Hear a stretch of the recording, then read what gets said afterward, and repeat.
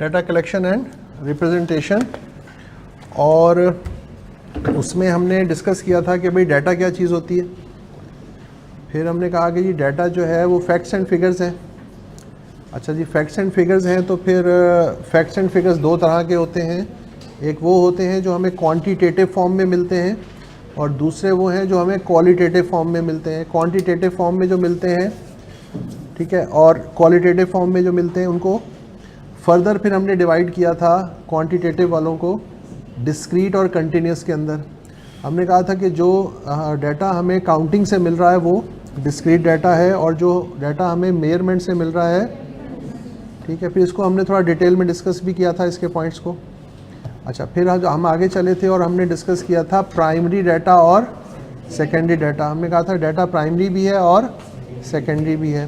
Primary data कौन सा data था? जो रिसर्चर की नीड के लिए कलेक्ट हो रहा था। यानी हम कैसे डिसाइड करते हैं कि कोई डाटा प्राइमरी है या सेकेंडरी? हम उसका पर्पस देखते थे, कलेक्शन का पर्पस क्या है। अगर वो रिसर्चर की नीड के लिए कलेक्ट हो रहा है तो हम ये कहते थे कि ये प्राइमरी डाटा है, और अगर वो डाटा किसी और पर्पस के लिए कलेक्ट हुआ था और हम उसको रिसर्चर के लिए यूज़ कर लें तो फिर वो सेकेंडरी डाटा कहलाता था। ठीक हो गया। और आज बेटा हम स्टार्ट करने जा रहे हैं कहाँ से? पॉपुलेशन और सैंपल से। अब इसको भी समझ लेते हैं कि पॉपुलेशन क्या चीज़ है और सैंपल क्या चीज़ है। Population versus sample. पॉपुलेशन का एक तो मतलब वही है जो हम सब जानते हैं, किसी जगह की आबादी, उसको हम कहते हैं ये पॉपुलेशन है यहाँ की। लेकिन स्टैटिस्टिक्स में पॉपुलेशन का क्या मतलब है, इसको ज़रा समझना है।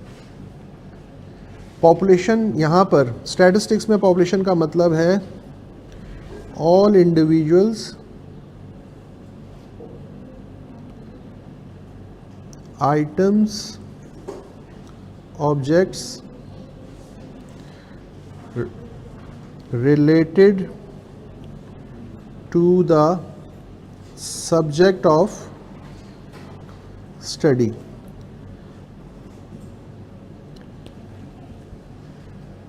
पॉपुलेशन क्या चीज़ है बेटा? वो सारे इंडिविजुअल्स, वो सारे आइटम्स, वो सारे ऑब्जेक्ट्स जो रिलेट करते हैं किसके साथ? सब्जेक्ट ऑफ स्टडी के साथ। अब इसको एक एग्जांपल से समझते हैं। देखें बेटा, आप लोगों ने ये डिसाइड कर लिया कि आपको क्या बनना है? चार्टर्ड अकाउंटेंट बनना है, ठीक है। अच्छा, अब जब आपने ये डिसाइड कर लिया तो अगला स्टेप क्या होता है? अगला स्टेप ये होता है कि भाई अब ये देखो कि मिसाल के तौर पर अगर हम कराची में रह रहे हैं तो कराची में वो कौन कौन से इंस्टीट्यूट हैं जहाँ पर हमें सीए की एजुकेशन मिल सकती है। कराची में हज़ारों कॉलेजेस हैं। क्या हर कॉलेज में सीए की एजुकेशन मिलती है? इसका मतलब है हर कॉलेज हमारी पॉपुलेशन नहीं हो सकता। हमारी पॉपुलेशन कौन से कॉलेजेस होंगे? वो कॉलेजेस होंगे जहाँ पर सीए की एजुकेशन मिलती है। तो अब सबसे पहला काम हम ये क्या करेंगे? हम उन कॉलेजेस को लिस्ट आउट करना शुरू करेंगे जहाँ पर हमें सीए की एजुकेशन मिलती है। तो वो कॉलेजेस जब हमने लिस्ट आउट कर लिए तो इन कॉलेजेस की लिस्ट को हम कहेंगे ये पॉपुलेशन है। ठीक हो गया। पॉपुलेशन क्या चीज़ है? वो सारे इंडिविजुअल्स, वो सारे आइटम्स, वो सारे ऑब्जेक्ट्स जो किससे रिलेट करते हैं? किससे रिलेट करते हैं? सीए से। यानी इस एग्जांपल में वो कॉलेजेस जहां पर सीए की एजुकेशन मिलती है। ठीक है। अच्छा, अब उसके बाद हमारे पास सैंपल है। सैंपल क्या चीज़ है बेटा? Part of the population under study. Sample क्या चीज़ है? पॉपुलेशन का वो पार्ट, यानी उस पॉपुलेशन का पार्ट जिसको हम स्टडी कर रहे हैं उसको हम कहते हैं सैंपल है। यानी अब अपनी एग्जांपल पे अगर हम वापस आएँ तो अब हमारे पास दो ऑप्शंस हैं। पहली ऑप्शन ये है कि जितने कॉलेजेस हमने लिस्ट आउट कर लिए हैं इन कॉलेजेस को विज़िट कर लें। इन कॉलेजेस को विज़िट करें, यहाँ से जाके इन्फॉर्मेशन लें, जो हमारे जहन में क्वेश्चन है वो उनसे पूछ लें। जब हमें कोई चीज़ क्लियर हो जाएगी, जो कॉलेज समझ में आएगा उसमें जाके एडमिशन ले लें। एक तरीका।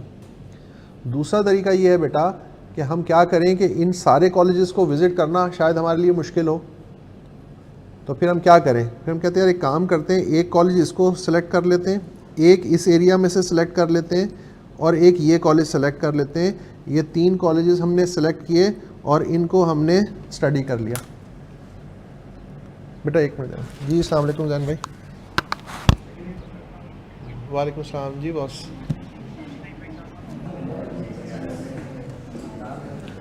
अच्छा बेटा सॉरी, ज़रा एक बहुत इमरजेंसी कॉल थी, ज़रा मुझे लेना ज़रूरी था। हो सकता है थोड़ी देर बाद फिर आ जाए, तो इसलिए।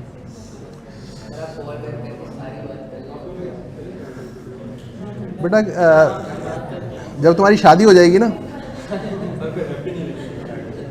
फिर मैं तुम्हें पूछूंगा कि कॉल आए तो कैसे लेनी पड़ती है।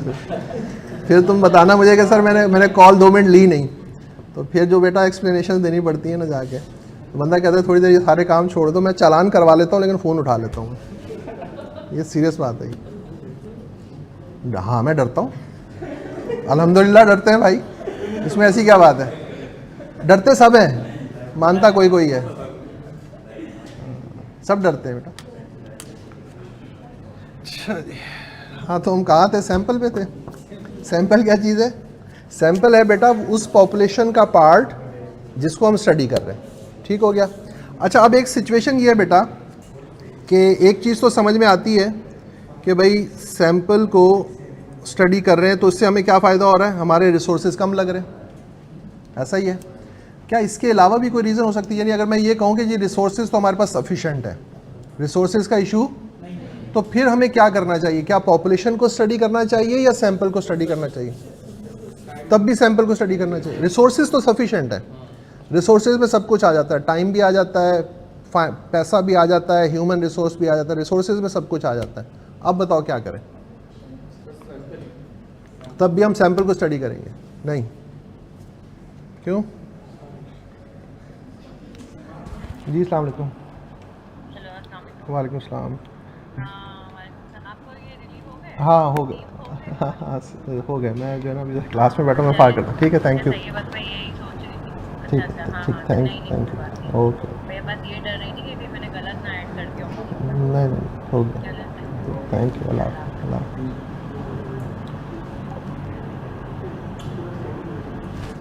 जी अच्छा अब बताएं बेटा,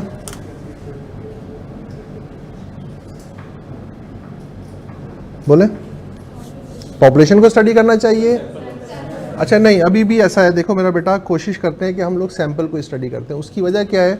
एक तो सैंपल को स्टडी करने की रीज़न है रिसोर्सेज। ठीक हो गया। दूसरी चीज़ होती है बेटा nature of population. Nature of population का मतलब ये है कि पॉपुलेशन की नेचर कैसी है। यानी मिसाल के तौर पर आपने बुलेट्स बनाई हैं, क्या बनाई हैं? अब उन बुलेट्स की क्वांटिटी कितनी है जी? 1000 बुलेट्स बना ली आपने। अब आप ये चेक करना चाहते हैं ये चलेंगे कि नहीं चलेंगी?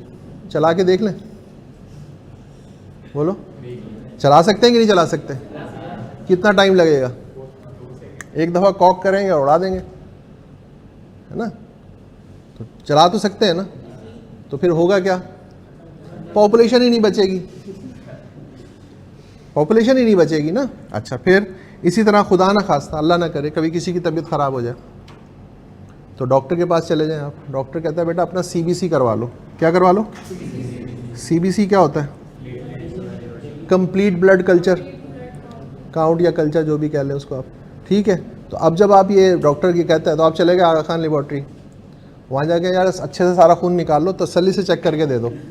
निकाल सकते हैं कि नहीं निकाल सकते? तो क्या निकालेंगे? क्यों? तो अगेन क्या चीज़ है? Nature of the population.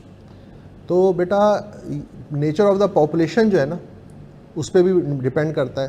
यानी हमेशा सिर्फ रिसोर्सेज ही नहीं, रिसोर्सेज भी बेसिकली डिसाइडिंग फैक्टर है।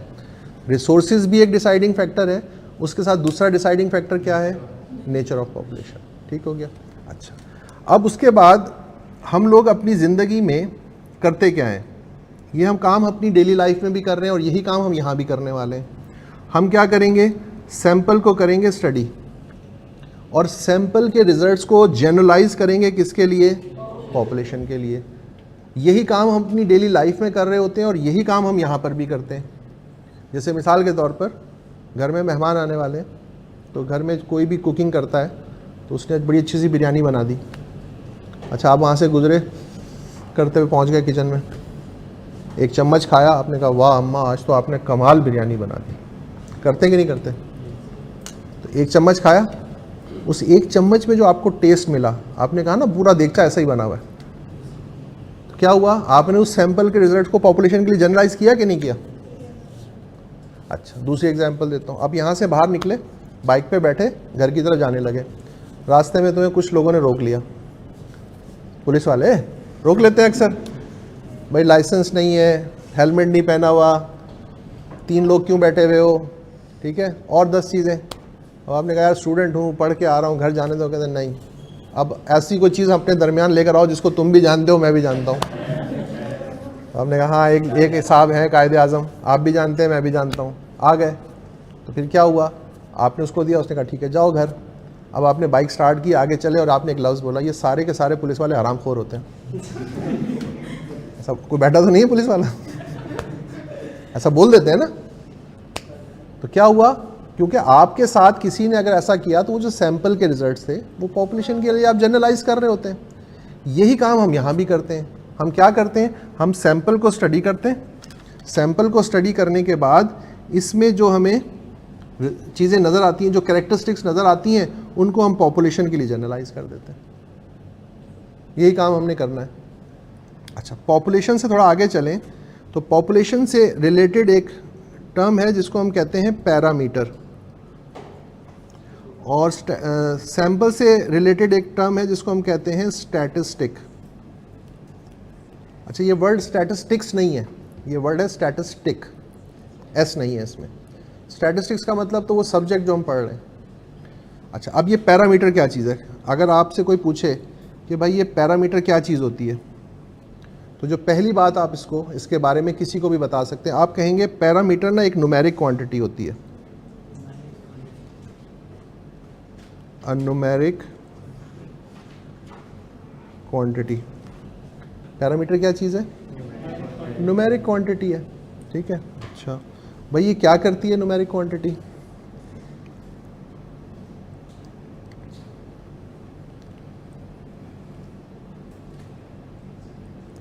ये कैरेक्टरिस्टिक्स बताती है।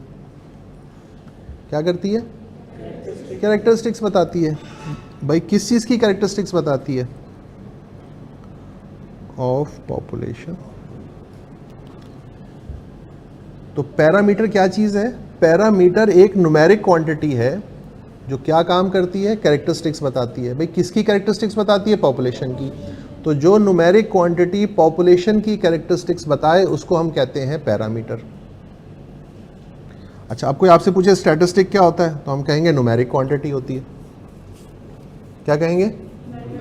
क्या काम करती है? कैरेक्टरिस्टिक्स बताती है। किसकी कैरेक्टरिस्टिक्स बताती है? सैंपल की।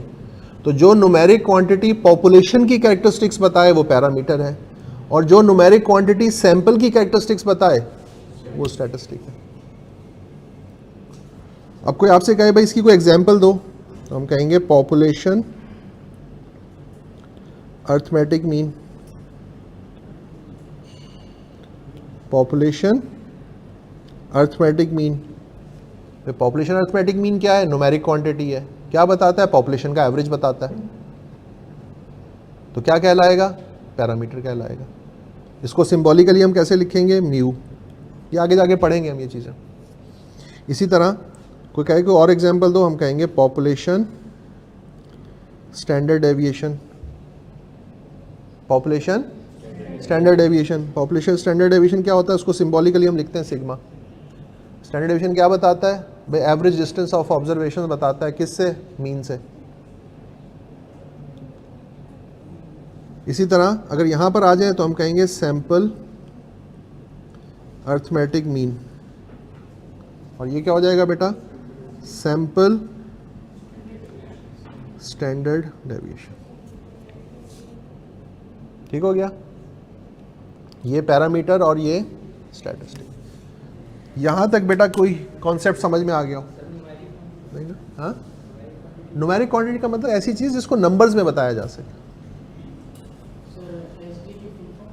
एसडी बेटा standard deviation. Standard deviation meaning ये है बेसिकली, ये एक टर्म है, यानी इसको हम कहते हैं मेजर्स ऑफ डिस्पर्जन। जैसे मेजर्स ऑफ स्टैंडर्ड टेंडेंसी में एक आती है अरिथमेटिक मीन या एवरेज, इसी तरह मेजर्स ऑफ डिस्पर्जन में आती है स्टैंडर्ड डेविएशन। ये आगे जाके हम पढ़ेंगे क्या चीज़ है, स्टैंडर्ड डेविएशन हमें पढ़नी है। वेरिएंस भी आएगा, उसी से रिलेटेड है। ठीक हो गया बेटा। अच्छा अब आ जाए बेटा आप लोग ज़रा यहाँ पर। अच्छा अब जब हम बात करते हैं ना प्रेजेंटेशन ऑफ डाटा की, तो प्रेजेंटेशन ऑफ डाटा में स्टैटिस्टिक है बेटा वो न्यूमेरिक क्वांटिटी जो पॉपुलेशन जो सैंपल की कैरेक्टरिस्टिक्स बताए। यहां देखें, इसी तरह लिखें a numeric quantity describe the characteristics of, यहां पॉपुलेशन की जगह सैंपल कर दें तो वो स्टैटिस्टिक बन जाएगा। A numeric quantity describes the characteristics of sample, क्या बन जाएगा? Statistic।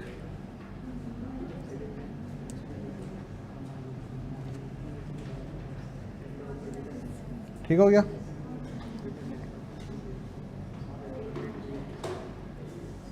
अच्छा बेटा अब आते हैं हम प्रेजेंटेशन ऑफ डाटा पे। प्रेजेंटेशन ऑफ डाटा पर जब आते हैं तो डाटा को प्रेजेंट करने के लिए हमारे पास कितनी फॉर्म्स हैं?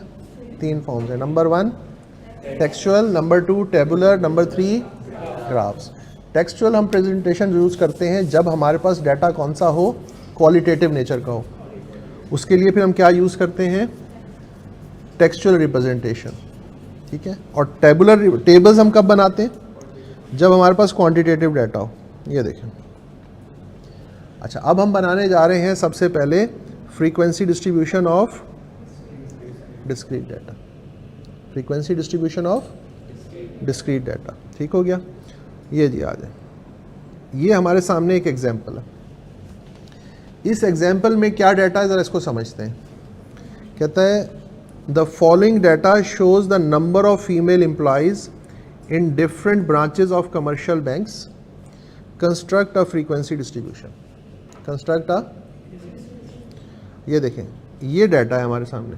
इस डाटा में क्या मिल रहा है हमें? हमने एक कमर्शियल बैंक की डिफरेंट ब्रांचेस को विजिट किया।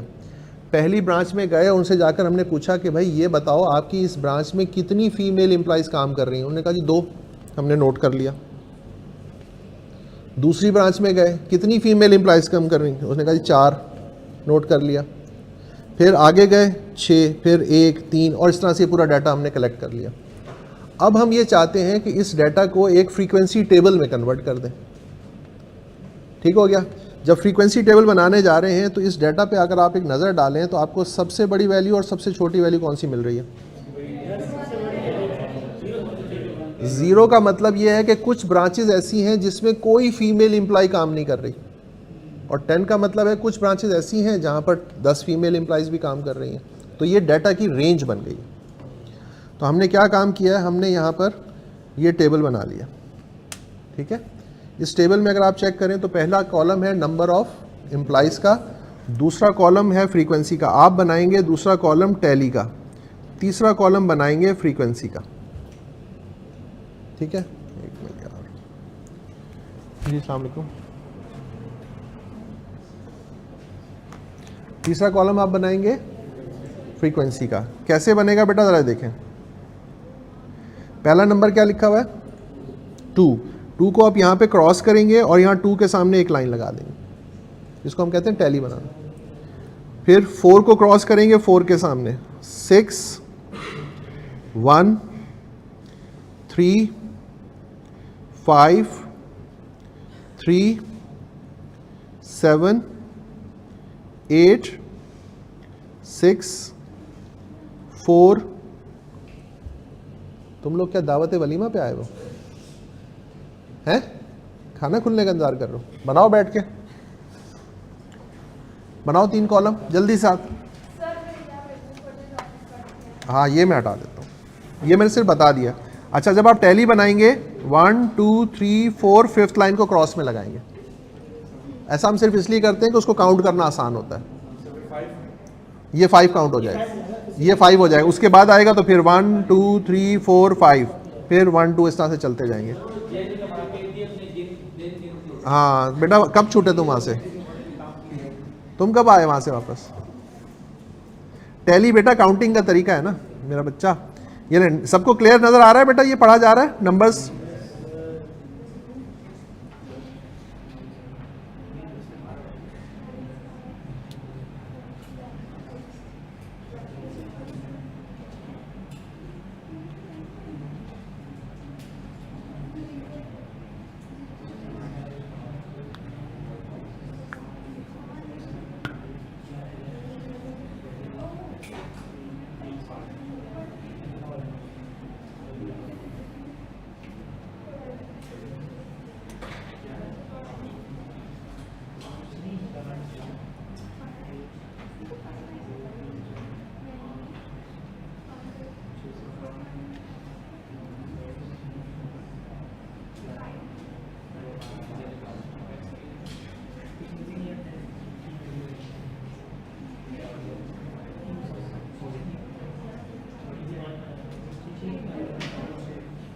डन? चले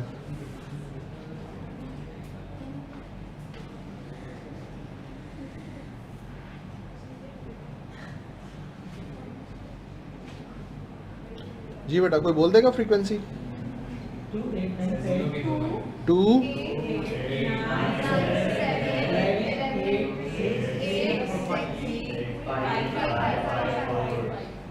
4 नहीं है बेटा, 5 ही है, ये तो कंफर्म है। ठीक हो गया ये हमारे पास। अच्छा, अब आपको बेसिकली क्या करना है, आपको जो चीज़ याद रखनी है ना बेटा, वो ये है। आपके सामने जब इस किस्म का कोई टेबल आता है तो आपको ये याद रखना है कि इसको हम कहते हैं ये डिस्क्रीट फ्रीक्वेंसी डिस्ट्रीब्यूशन है। क्या बोलते हैं? Discrete frequency distribution. Discrete frequency distribution में पहले कॉलम में आपके सामने वेरिएबल की वैल्यूज़ लिखी होती हैं और दूसरे कॉलम में उस वेरिएबल की फ्रीक्वेंसी लिखी हुई होती है। ठीक हो गया? चलें आगे चलते हैं। अब है बेटा हमारे सामने कंटिन्यूअस फ्रीक्वेंसी डिस्ट्रीब्यूशन। क्या कहता है? Construct a frequency distribution with a suitable class interval size for the marks obtained by 50 students of a class. क्या है जी? 50 स्टूडेंट्स जो मार्क्स लिए हैं वो हमने यहाँ पे नोट कर लिए। अब वो ये कहता है कि भाई इसके लिए ना आप एक फ्रीक्वेंसी टेबल बनाएं। इस टेबल में कितने कॉलम्स बने हुए?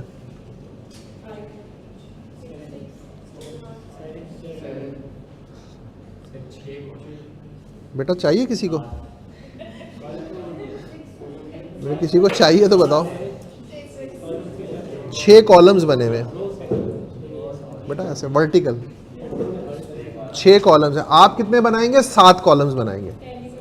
टैली का भी एक ऐड कर देंगे यहाँ पे, एक आप टैली का कॉलम बना लेंगे। ठीक हो गया?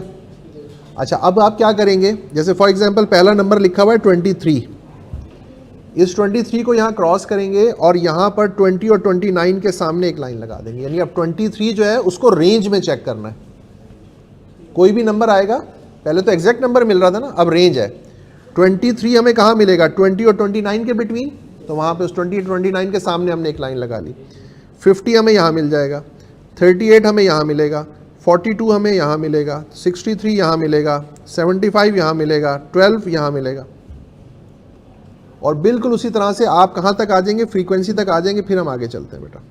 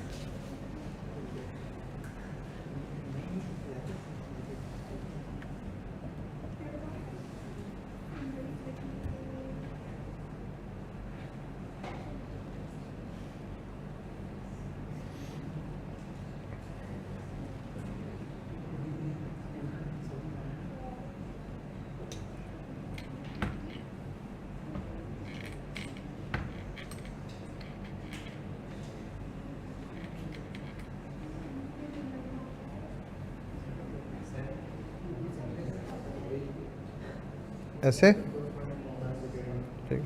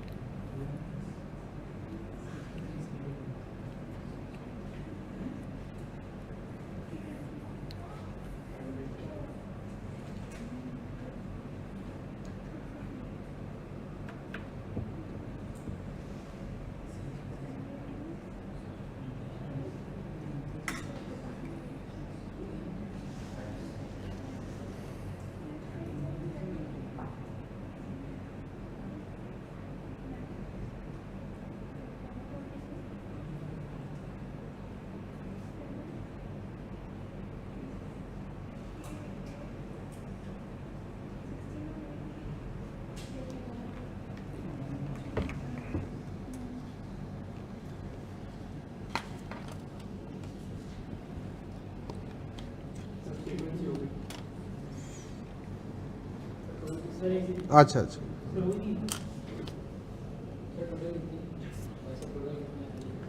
आप बताओ। ठीक, लेकिन वैसे टोटल 50 आने का मतलब ये नहीं होता कि आपकी फ्रीक्वेंसी ठीक बनी है। अगर किसी ने ऊपर 5 और नीचे 4 और आपने उसको रिवर्स कर दिया तो टोटल सेम रहेगा। टोटल से ये चीज़ कंफर्म नहीं होती।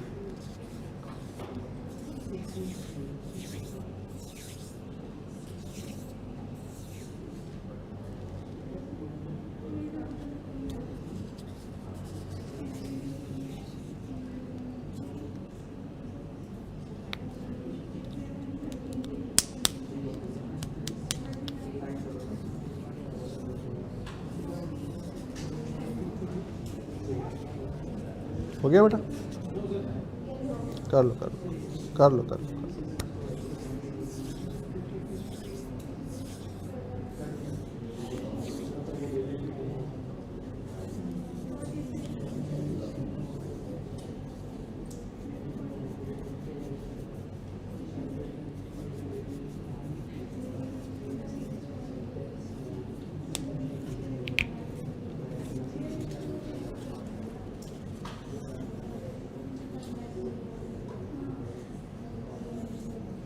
हाँ भाई, 2 4 7 10, ठीक हो गया। और इसका टोटल कितना है बेटा? आपके सामने जब भी ये दो कॉलम्स बने हुए आए तो इसको हम कहते हैं कंटिन्यूस फ्रीक्वेंसी डिस्ट्रीब्यूशन। क्या बोलते हैं, ठीक है, जब इस तरह से रेंज की फॉर्म में। तो आपके सामने 3 तरह से डाटा आ रहा है, ungroup data, discrete frequency distribution और continuous frequency distribution. Ungroup data का मतलब ये होता है, ये जो नंबर्स लिखे हुए हैं ना, अगर इस तरह से नंबर्स आपके सामने लिखे हुए आ जाए तो इसको हम कहेंगे ये अनग्रुप डाटा है। ठीक हो गया, ये जो सिर्फ ऊपर वाले नंबर्स अगर लिखे हुए आ जाए और कुछ नहीं है, यानी ये चीज़ नहीं है आपके सामने, सिर्फ ये लिखा हुआ है, तो अब इसको क्या बोलेंगे, इसको क्या कहेंगे, कंटिन्यूस फ्रीक्वेंसी डिस्ट्रीब्यूशन, और इसको क्या कहेंगे, डिस्क्रीट फ्रीक्वेंसी डिस्ट्रीब्यूशन। ठीक हो गया। तो 3 तरह से आपके सामने डाटा आ सकता है, अनग्रुप, और फिर ग्रुप के अंदर 2 फॉर्म्स हैं, डिस्क्रीट या कंटिन्यूस। क्लियर हो गई बात? अच्छा जी, अब इसके बाद बेटा मैंने बेटा ये बोला है कि डाटा आपके सामने 3 तरह से आ सकता है। न्यूमेरिकल डाटा की मैं बात कर रहा हूँ, नंबर्स की बात कर रहा हूँ। या तो वो होगा अनग्रुप डाटा, क्या होगा, या होगा ग्रुप डाटा। अनग्रुप का मतलब है ये सिर्फ नंबर्स लिखे हुए हैं, जैसे ही आपके सामने नजर आ रहे हैं, इसको हम क्या बोलेंगे, अनग्रुप डाटा। अच्छा, फिर जब हम इसको फ्रीक्वेंसी टेबल में कन्वर्ट करते हैं तो फिर 2 फॉर्म्स हमारे सामने आ जाती हैं। या तो इस तरह की फॉर्म होगी, यानी वेरिएबल के सामने सिंगल नंबर्स लिखे होंगे और उसके आगे उसकी फ्रीक्वेंसी लिखी हुई होगी, इसको हम कहते हैं डिस्क्रीट फ्रीक्वेंसी डिस्ट्रीब्यूशन। क्लियर हो गई बात? और तीसरी फॉर्म हमारे पास है कंटिन्यूस फ्रीक्वेंसी डिस्ट्रीब्यूशन, वहां डाटा हमारे पास रेंज की फॉर्म में होगा। अच्छा, अब कंटिन्यूस फ्रीक्वेंसी डिस्ट्रीब्यूशन में यहाँ पर आप देखें 3rd कॉलम में हमें नज़र आ रहा है क्लास बाउंड्री। तो सबसे पहले तो मुझे कोई बता सकता है कॉमर्स वाले बच्चे कहाँ हैं? कॉमर्स वाले बच्चे, क्लास बाउंड्री क्या चीज़ होती है बेटा, बताओ ज़रा सबको।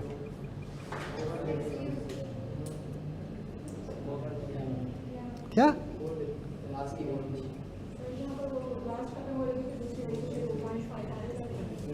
मतलब, आप किसी को ये बताएं कि जी जो क्लास यहाँ ख़त्म हो रही है दूसरी वहाँ से शुरू हो रही है तो ये क्लास बाउंड्री होती है। हाँ, नॉन ओवरलैपिंग नहीं, वो ओवरलैपिंग होती है। क्लास बाउंड्री होती क्या चीज़ है, क्या होती क्या चीज़, मैं पूछ रहा क्लास बाउंड्री तो इसका मतलब क्या है?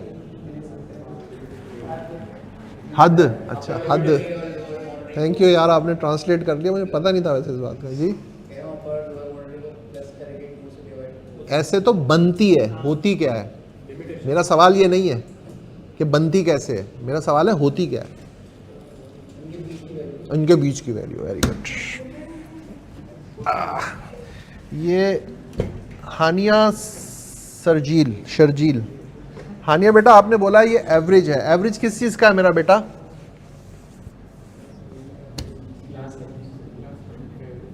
क्लास लिमिट्स का एवरेज है। मेरा बच्चा जल्दी से बताओ, एवरेज है ये बात मान लेता हूं जी, सॉरी, स्टार्टिंग और ending value of class interval का जो एवरेज होता है वो क्लास बाउंड्री होती है? नहीं, वो क्लास, वो मिड पॉइंट होता है, वो तो मिड पॉइंट होता है। एवरेज भी mid point, upper limit of first class and lower limit of second class, बिल्कुल सही बोला मेरे बच्चे ने। देखो मेरा बेटा, क्लास बाउंड्री क्या चीज़ है? क्लास बाउंड्री है एवरेज। क्या बोलोगे? कोई आपसे पूछे कि भाई क्लास बाउंड्री क्या होती है, आप कहेंगे ये एवरेज होता है, ठीक है। अब उसके बाद पूछेगा भाई किसका एवरेज होता है, तो फर्स्ट क्लास की अपर लिमिट और सेकंड क्लास की लोअर लिमिट का एवरेज है। ये देखें, ये है फर्स्ट क्लास, ये है फर्स्ट क्लास, ये है फर्स्ट क्लास, ये है इसकी लोअर लिमिट, ये है अपर लिमिट। ये है सेकंड क्लास, ये है इसकी लोअर लिमिट, ये है अपर लिमिट। तो लोअर अपर समझ में आ गया, फर्स्ट सेकंड थर्ड भी समझ में आ गया। अब क्लास बाउंड्री एवरेज है किसका? फर्स्ट क्लास की अपर और सेकंड क्लास की लोअर का। तो फर्स्ट क्लास की अपर है 19 और सेकंड क्लास की लोअर है, इन दोनों को हम करेंगे प्लस और डिवाइड बाय 2 कर देंगे, एवरेज है ना। तो क्या बन जाएगा बेटा, 19 प्लस 20 डिवाइड बाय 2, 19. उस 19.5 को मैं यहाँ लिखूंगा और यहाँ उसको रिपीट कर दूंगा, क्योंकि ये जो 19 और 20 का एवरेज है ना, तो दोनों के लिए लिखा जाएगा। अब 29 और 30 का एवरेज 29.5, यहाँ हम उसको लिखेंगे और यहाँ रिपीट करेंगे। 39 और 40 का एवरेज 39.5, 49.5, 59.5, 69.5। अच्छा अभी 2 मिनट देना सर, अभी आ रहा हूँ सर। अब देखें ये 79 हमारे पास लास्ट है। अगर इसके बाद कोई क्लास होती तो कहाँ से शुरू होती? तो बेटा 79 और 80 का एवरेज, और इस 10 से पहले अगर कोई क्लास होती तो क्या होती? तो 9 और 10 का एवरेज 9.5। सर कैसा दिया? ठीक है, नोट कर लें, यहाँ तक नोट करें फिर आगे चलते हैं। ये जितना काम आज हम कर रहे हैं ना, ये आगे हमारे काम आने वाला है। इसलिए जितने शहजादे सोए हुए हैं ना, उन्हें कहो जाग जाओ, क्योंकि आगे जाकर तुम लोगों ने मुझसे ये पूछा ना कि ये क्या चीज़ है।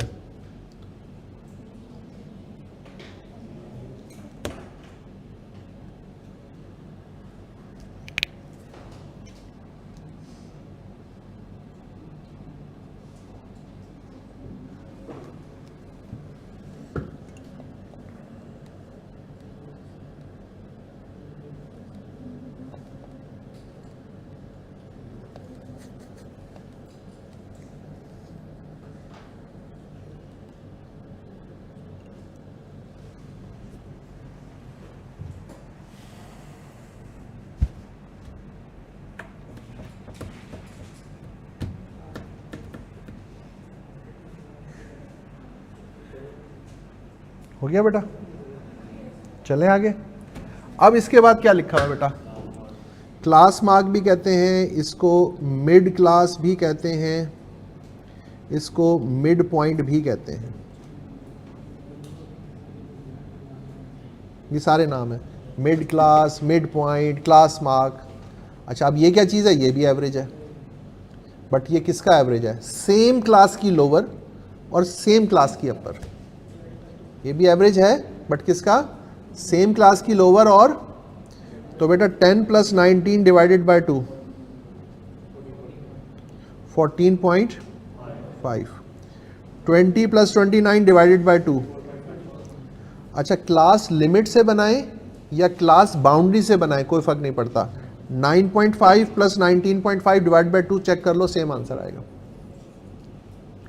क्लास लिमिट से भी बन सकते हैं, क्लास बाउंड्री से भी बन सकते हैं। दोनों केसेस में आंसर है क्या चीज? एवरेज है। सेम क्लास की लोअर, सेम क्लास की अपर।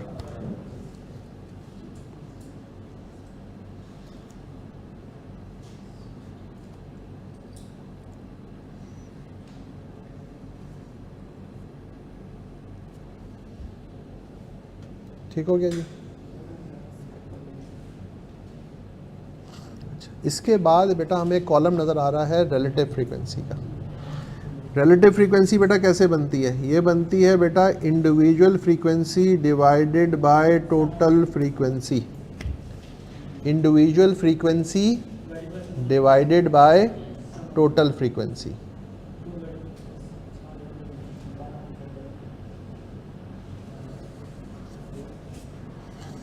तो अब बेटा पहली क्लास की फ्रीक्वेंसी क्या है और टोटल कितनी है? तो इसको बनेगा 2 डिवाइडेड बाय 50, 0.04, 25 ऊपर नीचे।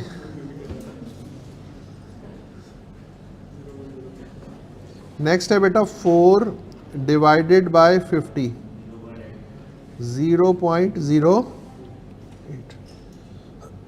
फिर है बेटा 7 divided by 50, 0.14। 10 divided by 50, 0.20। 16 divided by 50, 0.32। 8 divided by 50, 0.16 और 3 डिवाइडेड बाय 50, 0.06। बेटा याद रखना रिलेटिव फ्रीक्वेंसी का जो टोटल है ना, वो हमेशा आता है 1। क्या आता है? रिलेटिव फ्रीक्वेंसी का टोटल 1 से ज़्यादा नहीं आएगा, 1 से कम नहीं आएगा। प्रोबेबिलिटी है ना बेसिकली किसी भी क्लास की। मिसाल के तौर पे 10 से आप कोई नंबर स्टूडेंट सेलेक्ट करें, उसके मार्क्स 10 और 19 के बिटवीन आए, इसके क्या चांसेस हैं? 2/50 या 0.04। प्रोबेबिलिटी ही है ये।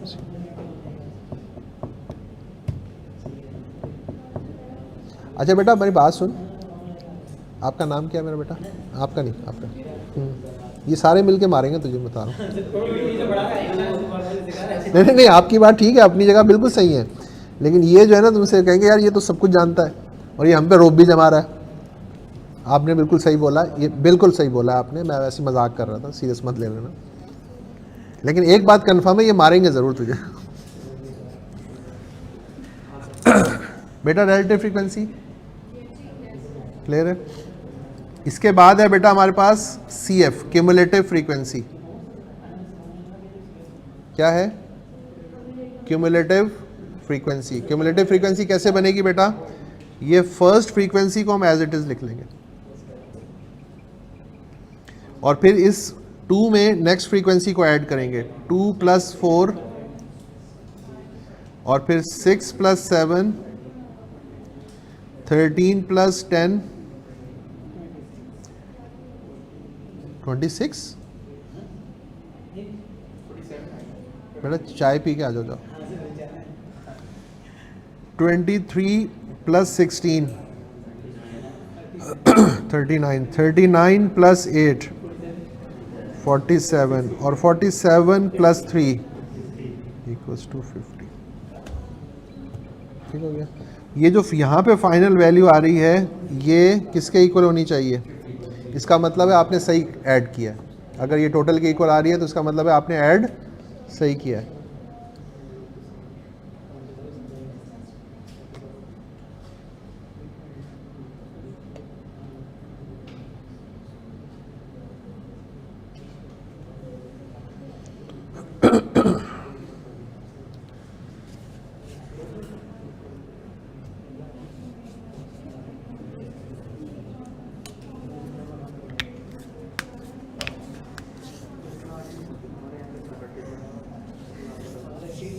हाँ जी, डन।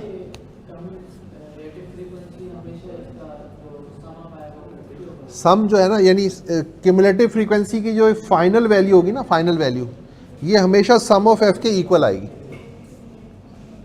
अगर इसके इक्वल नहीं आती है तो इसका मतलब है आपसे कहीं मिस्टेक हुई है, या इसके टोटल में मिस्टेक हुई है या यहाँ ऐड करने में मिस्टेक हुई है। बेसिकली हम फ्रीक्वेंसी का टोटल ही कर रहे हैं यहाँ पे क्यूमुलेटिव फ्रीक्वेंसी में। ठीक हो गया? इसके बाद बेटा एक चीज़ है जिसको हम कहते हैं साइज ऑफ क्लास इंटरवल। क्या कहते हैं बेटा? Size of class interval. और साइज ऑफ क्लास इंटरवल को सिंबॉलिकली हम लिखते हैं h। कुछ लोग इसको पढ़ते थे हाइट ऑफ क्लास, ये हाइट ऑफ क्लास नहीं है, ये क्या होता है? Size of class interval. अच्छा ये हमें कैसे मिलेगा बेटा?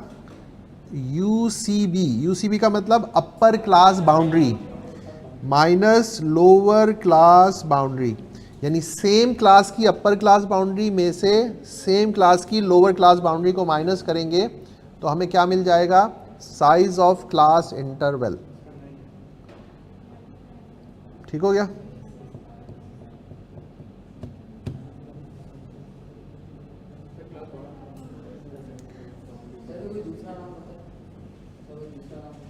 यही होता है, साइज ऑफ क्लास इंटरवल ही बोलते हैं उसको।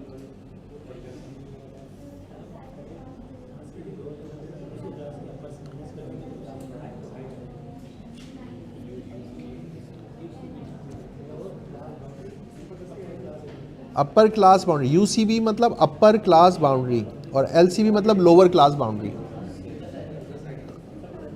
सेम क्लास की अपर में से सेम क्लास की लोअर को जब सब्ट्रैक्ट करेंगे तो हमें क्या मिल जाएगा? साइज ऑफ, हाइट नहीं बेटा, साइज ऑफ क्लास इंटरवल। गलत पढ़ा बेटा, हाइट नहीं है बेटा, ये साइज ऑफ क्लास इंटरवल है। ठीक हो गया? अच्छा अब यहां पर बेटा एक चीजें हैं, एक दो चीजें जो समझ लो। देखें, अगर तो हमारे पास क्लास लिमिट्स हो,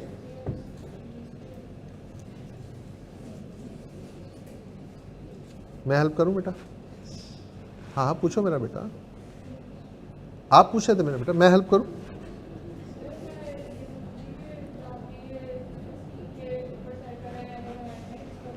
किसका? ये वाले सर्कल? ये तो एम ही बनाए थे, ये बताने के लिए कि इस 2 को एज इट इज लिखा, फिर इस 2 में इस 4 को ऐड किया, इसलिए लिखा था बस, वो सर्कल इसलिए कर लिया, अदरवाइज और कोई रीजन नहीं थी। अच्छा बेटा, अब एक चीज़ देख लें, अगर तो आपके पास है क्लास बाउंड्रीज बनी हुई हैं और फिर आपको साइज ऑफ क्लास इंटरवल चाहिए, तो वो आपको मिलेगा upper class boundary minus lower class boundary, ठीक हो गया? या फिर upper class boundary minus lower class boundary, ठीक हो गया? सेम क्लास की upper class boundary, same class की, इन दोनों का डिफरेंस क्या आ जाएगा? अच्छा, अगर आपके पास हो क्लास लिमिट्स, तब आप क्या करेंगे? तब आप इस तरह से वर्टिकल डिस्टेंस लेंगे, कोई सी भी 2 कंसेक्टिव लोअर या कोई सी भी 2 कंसेक्टिव अपर का डिफरेंस कंसेक्टिव होनी चाहिए, यानी 1 के बाद सेकंड क्लास या सेकंड के बाद थर्ड क्लास या थर्ड के बाद फोर्थ क्लास, कंसेक्टिव क्लासेस लेकर, और फिर कंसेक्टिव लोअर का डिफरेंस ले लें या कंसेक्टिव अपर का डिफरेंस ले लें।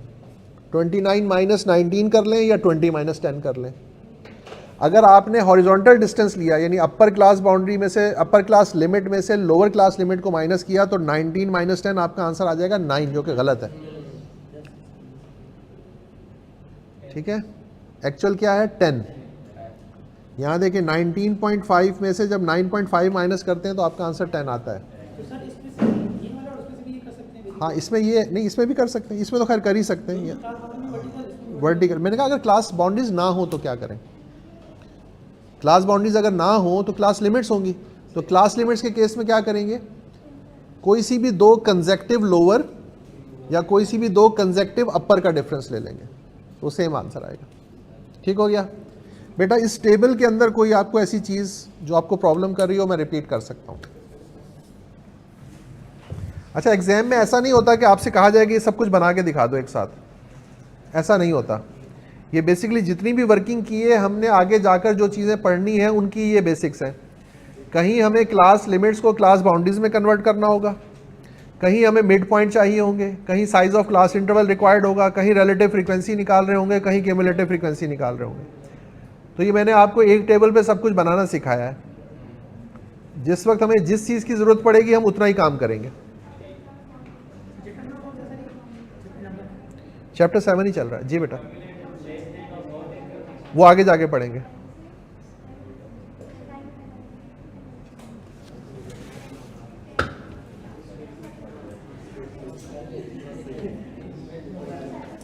हाँ भाई, यहाँ तक क्लियर है?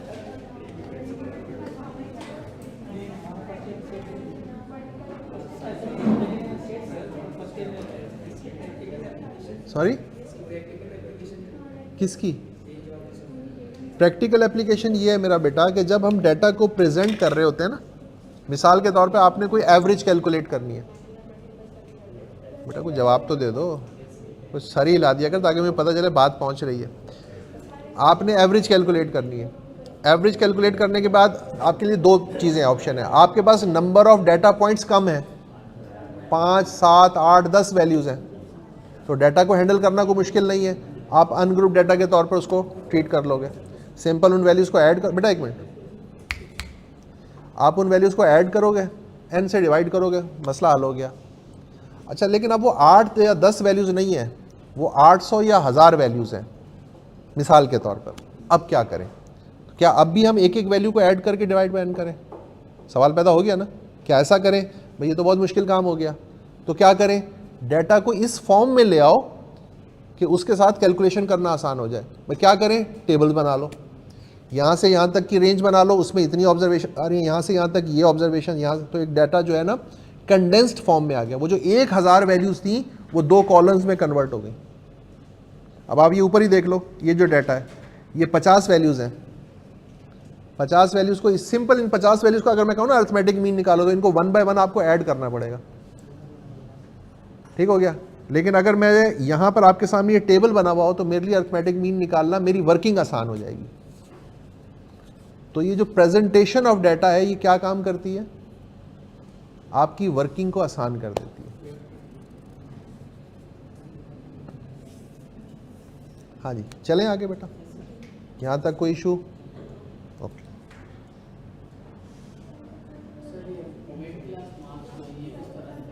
बेटा सेम क्लास की lower limit plus same class की अपर लिमिट डिवाइड बाय 2। जैसे पहली क्लास है फॉर एग्जांपल, तो उसकी आपको नज़र आ रहा है? आप वैसे अगर कोशिश करें तो आगे भी बैठ सकते हैं, क्योंकि इसमें इशू नहीं है। मुझे भी प्रॉब्लम होता है, तो मैं भी इसके बगैर मुझे नज़र नहीं आता। अगर आपको सही नज़र आ रहा है तो ठीक, अदरवाइज़ आप आगे आ जाया करें, तो मसला नहीं। कोई आपको ना बैठने दें तो मुझे बताइएगा, ठीक है? अच्छा, अब इसमें ये देखो मेरा बेटा, ये लोअर लिमिट है, पहली क्लास है ना 10 से लेके 19, तो lower limit plus upper limit divide by 2, mid point आ जाएगा। दूसरी क्लास में लिखा हुआ है 20 और 29, 20 प्लस 29 डिवाइड बाय 2। बेटा मिड पॉइंट पूछा उसने, ठीक है सर? क्लियर है ना?